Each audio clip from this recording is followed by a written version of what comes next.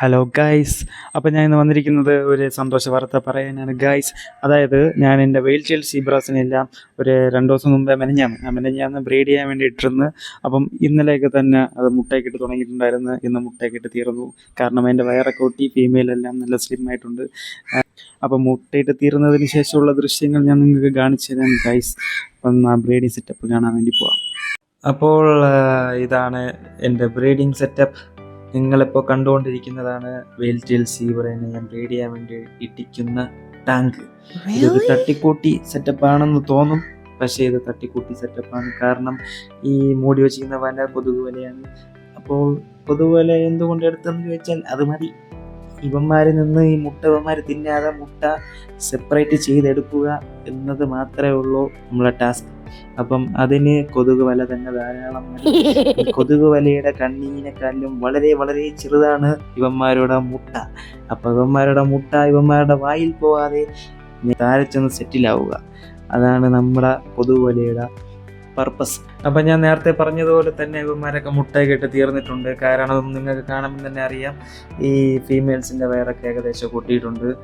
കാരണം എനിക്ക് പ്രത്യേകിച്ച് അറിയാം, കാരണം ഇത് ഇട്ട സമയത്ത് ഫീമെയിലെല്ലാം മറ്റേ ബലൂൺ പോലെ പെരുകിയാണിരുന്നത്. ഇപ്പം എല്ലാം ഏകദേശം ഒതുങ്ങിയിട്ടുണ്ട്, വയറൊക്കെ സ്ലിമ്മായി ഇരിപ്പുണ്ട്. അപ്പോൾ അതിൻ്റെ അർത്ഥം ഏകദേശം മുട്ടയൊക്കെ ഇട്ട് തീർന്നു. ഇനി ഇവന്മാർ ഈ ടാങ്കിൽ കിടക്കുന്നതിൽ വേറെ അർത്ഥമില്ല. ഇനി ഇവന്മാർ ഇതിൽ കിടന്നു കഴിഞ്ഞാൽ വിരിഞ്ഞ് പൊങ്ങി വരുന്ന കുഞ്ഞുങ്ങളെയും കൂടെ ഇവന്മാർ തിന്നു കളയും. അതുകൊണ്ട് ഇവന്മാരെ ഇതിൽ നിന്ന് മാറ്റി ഇവന്മാർ കിടന്ന ടാങ്കിൽ തന്നെ കൊണ്ടിടുക. പിന്നെ ഈ മുട്ട തന്നെ വിരിഞ്ഞോളും. ഒരു 3 to 5 days. 5 days ആകുമ്പോൾ കുഞ്ഞുങ്ങൾ വിരിഞ്ഞെല്ലാം ഓടി തുടങ്ങും. 2ാമത്തെ ദിവസം തൊട്ട് വിരിഞ്ഞു തുടങ്ങും. അപ്പം ബാക്കി നമുക്കിനി ഒരു 5 ദിവസത്തേക്ക് വേറെ പ്രത്യേകിച്ച് പണിയൊന്നുമില്ല. ഈ മുട്ടേനെ അങ്ങനെ തന്നെ വെച്ചിരുന്നാൽ മതി. അപ്പം ഇത്രയും മുട്ടയിൽ നിന്ന് കുറേ കുഞ്ഞുങ്ങൾ വരും.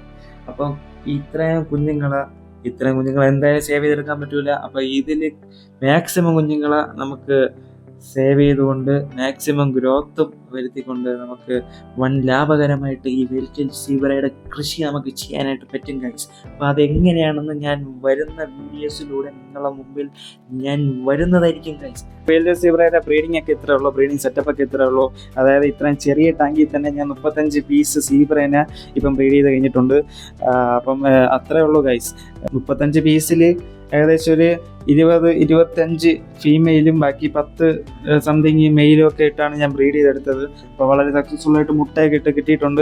അപ്പം ഇത്രയും ക്വാണ്ടിറ്റിയിൽ ചെയ്തതുകൊണ്ട് തന്നെ ഞാൻ എയറേഷൻ ഇട്ടിട്ടുണ്ട്. എയറേഷൻ ഇല്ലെങ്കിലും നമുക്ക് ചെയ്യാനായിട്ട് പറ്റും. ഇപ്പം നിങ്ങൾ ഇത്രയുള്ളൊരു ടാങ്കിലാണെങ്കിൽ, സാധാരണ ബേസിനിലൊക്കെ ആണെങ്കിൽ തന്നെ ഒരു 15-20 പീസൊക്കെ ഇട്ട് ബ്രീഡ് ചെയ്യാൻ നമുക്ക് പറ്റുന്നതാണ്. സുഖമായിട്ട് നമുക്ക് സക്സസ്ഫുള്ളായിട്ട് ഈ ബ്രീഡിങ് ചെയ്യാനായിട്ട് പറ്റുന്നതാണ്. അപ്പം പിന്നെ നമ്മൾ ഈ പാരൻസിനെയൊക്കെ സെപ്പറേറ്റ് ചെയ്തതിന് ശേഷം നമ്മൾ ഈ മുട്ട അടച്ചു വയ്ക്കാൻ വേണ്ടി ശ്രദ്ധിക്കണം. കാരണം ഈ കൊതുകുകൾ വന്ന് മുട്ടയിട്ട് കഴിഞ്ഞാൽ കൊതുവിൻ്റെ ലാർവ വന്നിട്ട് നമ്മുടെ ഈ കുഞ്ഞുങ്ങളെയും മുട്ടേനെയൊക്കെ ഡാമേജ് ആക്കും.